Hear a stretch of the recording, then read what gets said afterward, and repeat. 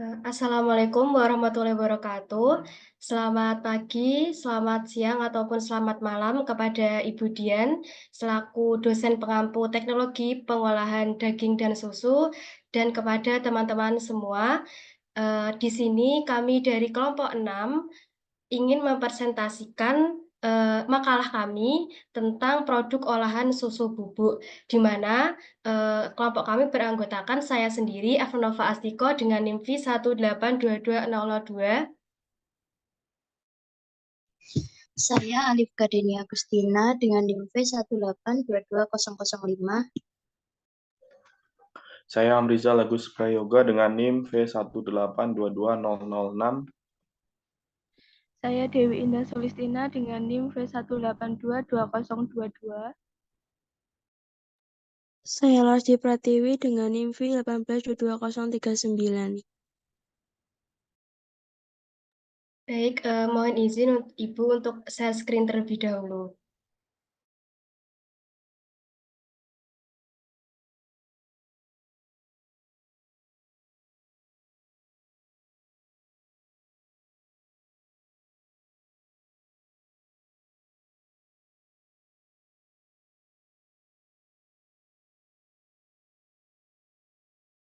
Mungkin langsung saja untuk teman saya bisa menjelaskan.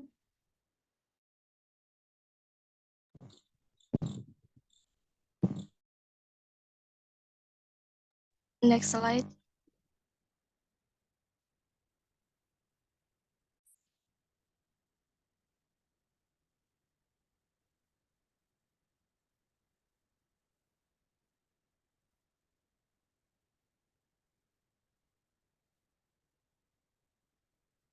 Di sini ada definisi, kegunaan, dan jenis-jenis dari susu bubuk.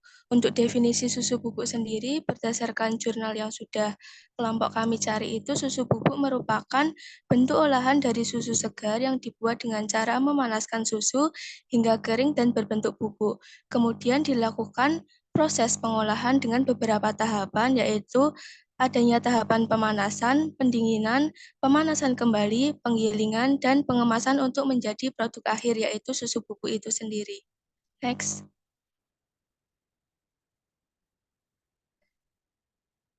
Untuk manfaat dan kegunaan susu bubuk, yang pertama itu sebagai sumber nutrisi. Susu bubuk itu mengandung nutrisi penting seperti protein, kalsium, vitamin D, dan B kompleks. Kemudian yang kedua dapat digunakan untuk simpanan darurat.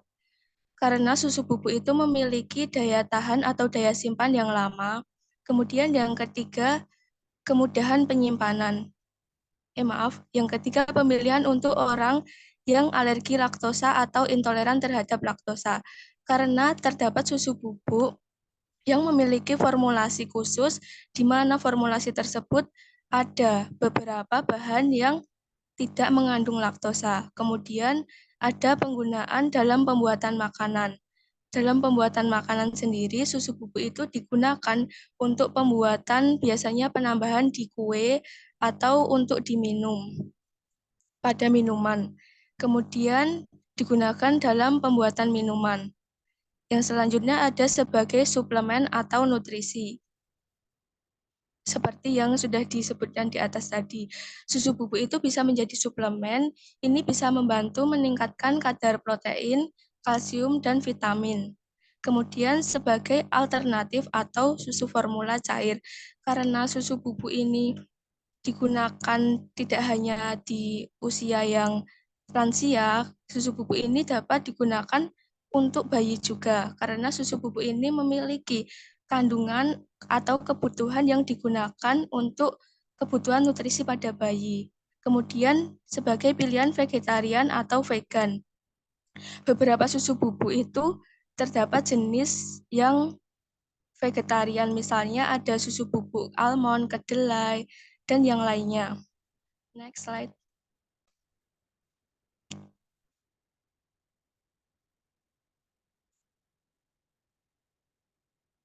Untuk jenis-jenis susu bubuk sendiri,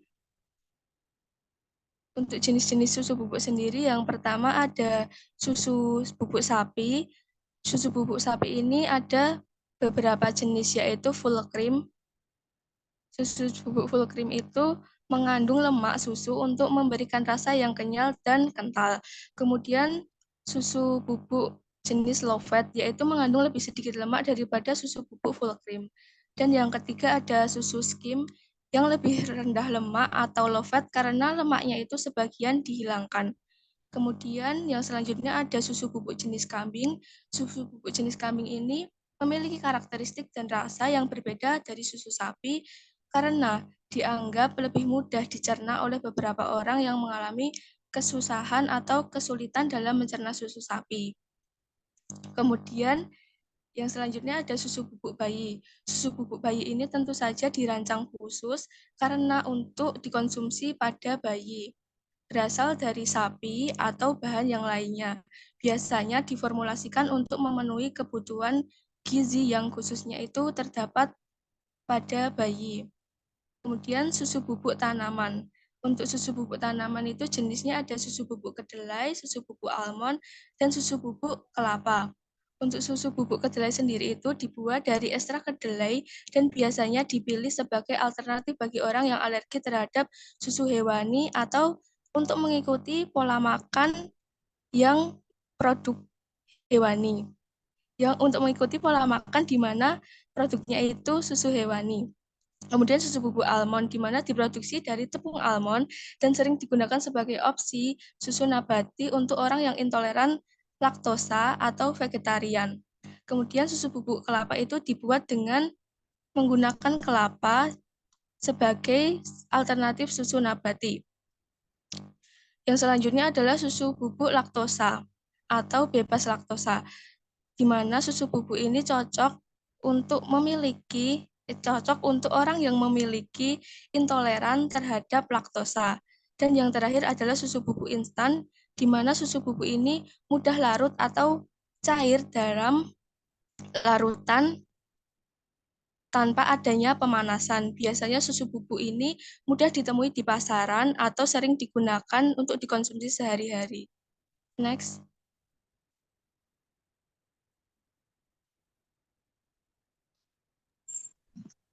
Kemudian karakteristik sensori susu bubuk yang baik. Karakteristik sensori susu bubuk ini meliputi warna, rasa, aroma, dan tekstur. Pada warna merupakan salah satu sifat sensori produk pangan yang menjadi faktor penentu mutu karena warna yang dihasilkan dari suatu produk makanan sangat mempengaruhi penerimaan konsumen. Penyimpangan warna penyimpangan warna pada produk pangan menjadi salah satu indikator penurunan mutu. Selain itu, warna bisa menjadi daya tarik konsumen untuk mengonsumsi produk tersebut. Pada umumnya, susu bubuk ini berwarna putih yang disebabkan karena warna kasein. Kasein sendiri, warna kasein yang murni berwarna putih seperti salju. Kasein ini merupakan dispersi koloid sehingga tidak tembus cahaya yang mengakibatkan air susu tersebut berwarna putih. Kadang-kadang susu juga berwarna agak kekuningan yang disebabkan oleh karotin. Karotin sendiri merupakan pigmen kuning utama dari lemak susu yang apabila di metabolisme di dalam tubuh manusia akan membentuk dua molekul vitamin A. Next. Kemudian rasa merupakan salah satu sifat sensori yang penting dalam penerimaan produk pangan. Karena apabila rasanya tidak enak, maka konsumen cenderung menolak meskipun warna, aroma, dan tekstur maupun sifat sensori lainnya baik. Susu ini memiliki rasa yang sedikit manis dan asin atau gurih yang disebabkan adanya kandungan gula laktosa dan garam mineral di dalam susu. Rasa susu mudah sekali berubah bila terkena benda-benda tertentu dan wadah tempat menampung susu yang digunakan. Rasa susu bubuk dapat dipengaruhi oleh dua faktor, yaitu proses pembuatan susu bubuk sendiri dan penyimpanan susu bubuk. Rasa tersebut dapat terbawa ke produk akhir susu yang bisa berdampak negatif pada atribut sensori. Next. Kemudian parameter aroma. Aroma sendiri merupakan parameter yang mempengaruhi rasa enak dari suatu makanan. Konsumen akan menerima suatu bahan pangan jika memiliki aroma yang tidak menyimpang dari aroma normalnya. Aroma pada susu bubuk ini adalah aroma khas susu, namun sedikit amis. Aroma amis ini disebabkan karena pada susu bubuk banyak mengandung lemak yang mudah menyerap aroma di sekitarnya, sehingga mudah mengalami perubahan aroma. Next. Kemudian pada parameter tekstur, tekstur merupakan ciri suatu bahan sebagai akibat perpaduan dari beberapa sifat fisik yang meliputi ukuran, bentuk, jumlah, dan unsur-unsur pembentukan bahan yang dapat dirasakan oleh indera peraba dan perasa, termasuk indera mulut dan penglihatan. Pada umumnya, tekstur dari susu bubuk ini yaitu lembut dan mudah terurai. Susu memiliki sifat yang rentan atau mudah rusak, terutama oleh kondisi dan lamanya penyimpanan. Dengan demikian, perlu diperhatikan dalam penyimpanan susu bubuk sendiri. Oksigen juga mempengaruhi terhadap reaksi kimia dari lemak yang terkandung dalam susu bubuk yang mengakibatkan ketengikan dan penggumpalan pada susu. Next. Oke, yang selanjutnya ada komposisi kimia atau zat gizi dari susu bubuk. Nah, ini dapat dilihat kandungan gizi pada susu bubuk. Jadi, ini data diperoleh dari DKBM 2013.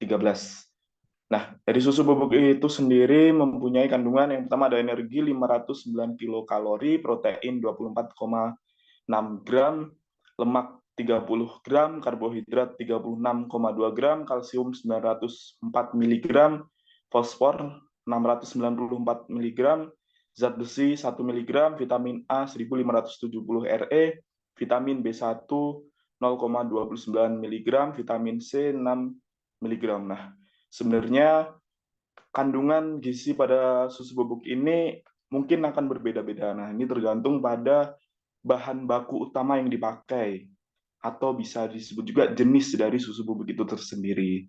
Misalkan susu bubuk full cream, susu bubuk skim, susu bubuk yang misalkan juga dari kambing, sapi, dan sebagainya, itu akan mempengaruhi kandungan gizi dari susu itu tersendiri. Next. Nah, ini salah satu contohnya, ini kandungan gizi pada susu bubuk skim. Ini salah satu contoh. Nah, beda sama yang tertera tadi, ini untuk kandungan susu bubuk skim, itu ada energi 362 kilokalori, protein 35,6 gram, lemak 1 gram, karbohidrat 52 gram, kalsium 1300 mg, fosfor 1030 mg, zat besi 1 mg, vitamin A 0 Re, vitamin B1 0,3 mg, dan vitamin C 7 mg. Nah, ini kan berbeda. Nah, ini tergantung pada jenis susu bubuk itu tersendiri. Next.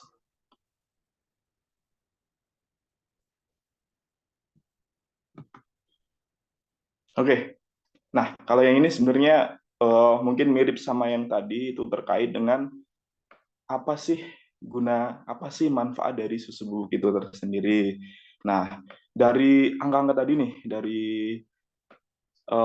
hasil penelitian di DKBM itu, susu bubuk itu mempunyai banyak banget manfaat bagi bagi kita. Yang pertama itu paling vital untuk mendukung pertumbuhan dan perbaikan jaringan tubuh. Itu bisa diperoleh dari manfaat dari protein yang ada. Terus ada kalsium yang lumayan banyak tadi, juga bisa untuk menjaga tulang, atau mungkin misalkan ada habis kecelakaan dan sebagainya, ini bagus banget untuk dikonsumsi. Nah, adanya vitamin juga ini memperkaya nutrisi-nutrisi, misalkan dikonsumsi dengan makanan yang lain, nah ini akan menambah. Juga susu bubuk ini punya fungsi yaitu untuk mengembalikan jaringan-jaringan tubuh seperti itu. Nah, banyak banget fungsi dari zat gizi. Nah, tadi juga udah dijelaskan di slide yang sebelumnya secara lengkap. Next.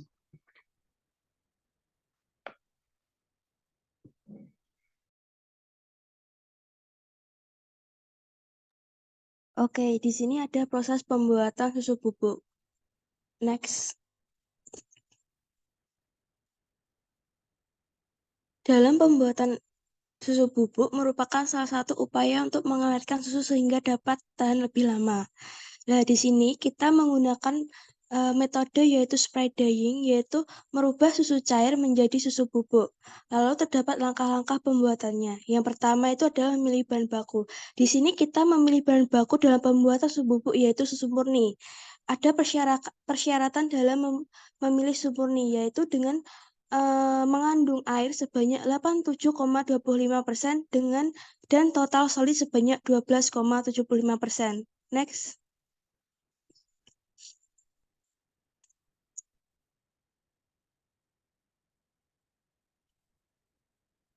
Nah, di sini ada langkah pembuatan susu bubuk.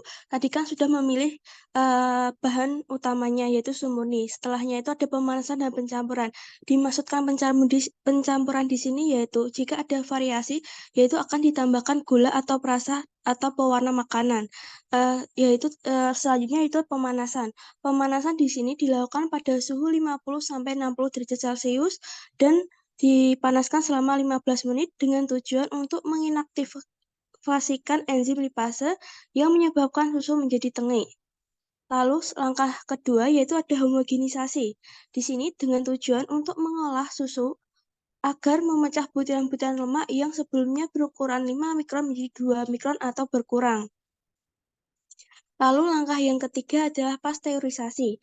Pasteurisasi di sini umumnya menggunakan metode high temperature short time, yaitu dengan pemanasan selama 15 detik dengan suhu 80-90 derajat Celcius.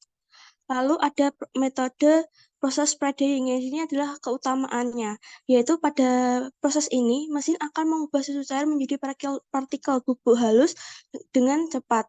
Lalu proses ini melibatkan pengeringan instan, di mana suhu tinggi dan udara panas digunakan untuk menguapkan sisa air dan partikel susu. Setelah proses spray drying ada dilakukan yaitu pengeringan lanjutan, yaitu dengan udara panas kembali ditiupkan pada susu bubuk untuk mengurangi kadar airnya. Setelahnya itu ada pendinginan. Pendinginan di sini dilakukan sebelum pengemasan agar menurunkan suhu secara cepat untuk menghambat pertumbuhan bakteri busuk. Yang terakhir adalah pengemasan. Pengemasan di sini menggunakan kemasan dengan gas nitrogen untuk mencegah oksidasi. Lalu, sebaiknya dilakukan pengemasan dengan mencegah kelembapan oksigen dan cahaya dan harus disimpan pada suhu di bawah 40 derajat Celcius untuk menjaga kualitas susu. Next.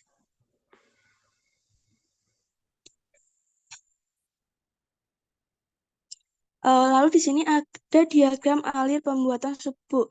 Yang tadi bahan utama susu bubuk dilakukan pemanasan selama 50-60 derajat, plus pencampuran, terus homogenisasi, pasteurisasi sebesar 80-90 derajat Celcius, lalu proses spray drying, lalu pendinginan dan pengemasan.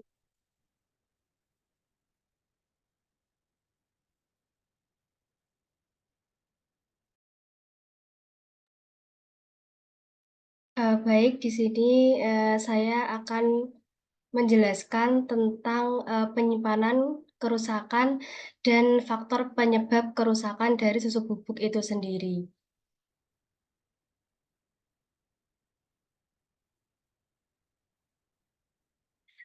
Untuk penyimpanan, karena susu itu memiliki sifat yang rentan atau mudah rusak terhadap kondisi dalam penyimpanan, maka susu bubuk itu memiliki suhu untuk penyimpanan yaitu pada suhu ruang antara 25 derajat Celcius sampai 40 derajat Celcius, di mana untuk 40 derajat Celcius dapat meningkatkan kadar oksigen sebanyak 200 kali bagi susu yang kemasannya tidak utuh dan 18 kali bagi susu yang kemasannya utuh. Sedangkan kalau susu yang disimpan pada suhu ruang 25 derajat Celcius hanya mencapai 34 kali untuk susu yang kemasannya tidak utuh dan 5 kali untuk susu yang kemasannya utuh. Kemudian di sini saya juga akan menuliskan tentang kerusakan. Kerusakan pada susu bubuk ini bisa disebabkan karena kerusakan secara mekanis, kemudian secara kimiawi, dan secara mikrobiologi. Untuk yang pertama, saya akan menjelaskan tentang kerusakan secara mekanis, di mana kerusakan secara mekanis ini dapat terjadi pada susu bubuk karena mengalami perubahan pada organoleptik seperti perubahan warna, kemudian perubahan bau, rasa, dan kerusakan pada kemasan. Kemudian untuk perubahan itu sendiri itu bisa kita lihat dari misalnya ada bau yang tengik atau berubah warna menjadi pencoklatan atau pengkristalan atau karamelisasi. Kemudian untuk perubahan secara mekanis itu juga dapat terjadi karena tidak dilakukannya pengendalian suhu, kemudian kelembaban, dan penanganan fisik yang baik. Untuk yang kedua itu ada kerusakan secara kimia. Kerusakan secara kimia ini dapat terjadi karena adanya perubahan pH dan kadar lemak, di mana nilai pH atau keasaman itu dipengaruhi oleh kandungan total solid atau TS yang ada di dalamnya. Kemudian, susu yang memiliki keasaman tinggi itu memiliki nutrien yang lebih banyak dan kekhususannya lebih tinggi terhadap kandungan fosfat. Untuk kerusakan kadar lemak dapat mempengaruhi tingkat kelarutan dalam air dan mutu fisik penampakan larutan menjadi sumber penyebab utama terjadinya ketengikan dan reversion. Di mana reversion ini itu merupakan perubahan bau selama sebelum terjadi proses ketengikan itu sendiri. Kemudian kerusakan yang ketiga itu adalah kerusakan mikrobiologis, di mana kerusakan mikrobiologis ini itu disebabkan oleh bakteri, yaitu contohnya itu adalah Escherichia coli. Kemudian selain Escherichia coli itu ada beberapa bakteri lain seperti yang sudah ada di PPT ini, ada Brucella sp, kemudian ada Listeria, kemudian Salmonella, dan masih banyak lagi. Kemudian oleh karena itu susu itu perlu mendapatkan penanganan yang tepat untuk prosesnya. Misalnya ada proses pemanasan, kemudian proses sterilisasi, dan proses pasteurisasi untuk membunuh bakteri mikroba dari susu tersebut. Kemudian ini bisa teman-teman lihat dan juga Ibu dosen lihat, itu ada produk dari susu bubuk itu sendiri, itu ini contoh-contoh produknya, misalnya ada susu low fat, kemudian ada susu full cream, susu skim, dan masih banyak lagi.